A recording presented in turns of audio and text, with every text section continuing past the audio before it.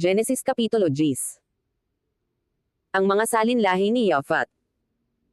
Ito nga ang salit-saling lahi ng mga anak ni Noe, si Sem, si Cham, at si Yafet, at sila'y nangagkaanak pagkaraan ng baang gumunaw. Ang mga anak ni Yafet, si Gomer, at si Magog, at si Madai, at si Javan, at si Tubal, at si Meshek, at si Tiris. At ang mga anak ni Gomer, si Askenaz, at si Refat, at si Togarma. At ang mga anak ni Javan, si Elisa, at si Tarsis, si Sitem, at si Dodanim. Sa mga ito nanggabahagi ang mga pulo ng mga bansa, sa kanilang mga lupain, na bawat isa'y ayon sa kani-kanyang wika, ayon sa kani-kanilang angkan, sa kani-kanilang bansa. Ang mga lahi ni Ham. At ang mga anak ni Cham, si Cush, at si Mizraim, at si Phut, at si Canaan. At ang mga anak ni Cush, si Siba, at si Havilah, at si Sabta, at si Rama, at si Sabtek, at ang mga anak ni Rama, si Sheba, at si Dedan. At naging anak ni Cush si Nimrod, siyang napasimulang maging makapangyarihan sa lupa. Siya'y makapangyarihang mangangaso sa harap ng Panginoon kaya't karaniwang sabihin, gaya ni Nimrod, na makapangyarihang mangangaso sa harap ng Panginoon.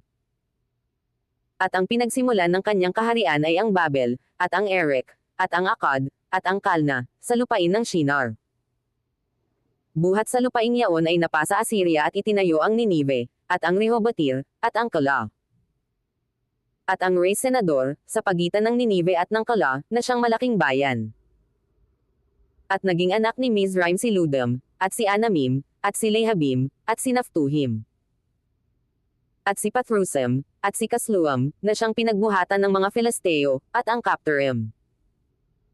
Ang salinlahi ni Canaan. At naging anak ni Canaan si Sidon, na kanyang panganay, at si Heth. At ang Jebuso, at ang Amorio, at ang Gergeseo. At ang Hevo, at ang Areseo, at ang Sineo. At ang Aradio, at ang Samaario at ang Amatheo, at pagkatapos ay kumalat ang mga angkan ng Kananiyo. At ang hangganan ng Kananiyo ay mula sa Sidon, kung patungo sa Gerar, hanggang sa Gaza, kung patungo sa Sedoma at Gomora, at Adma, at Zeboam hanggang Lasa.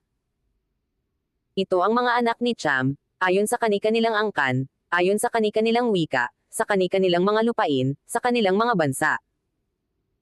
Ang salinlahi ni Shem.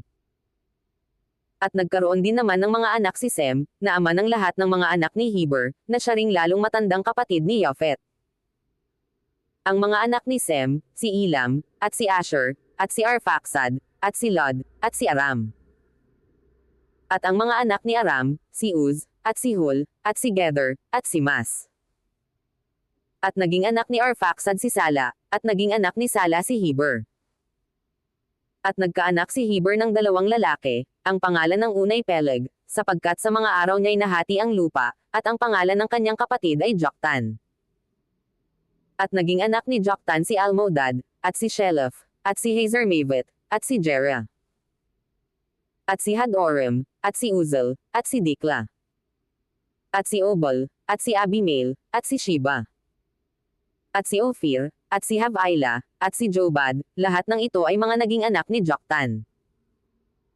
At ang naging tahanan nila ay mula sa Mesa, kung patungo sa Sephar, na siyang bundok sa silanganan. Ito ang mga anak ni Sem, ayon sa kani-kanilang angkan, ayon sa kani-kanilang wika, sa kani-kanilang lupain, ayon sa kani-kanilang bansa. Ito ang mga angkan ng mga anak ni Noe, ayon sa kani-kanilang lahi, sa kani-kanilang bansa, at sa mga ito nanggabahagi ang mga bansa pagkatapos ng baang gumunaw.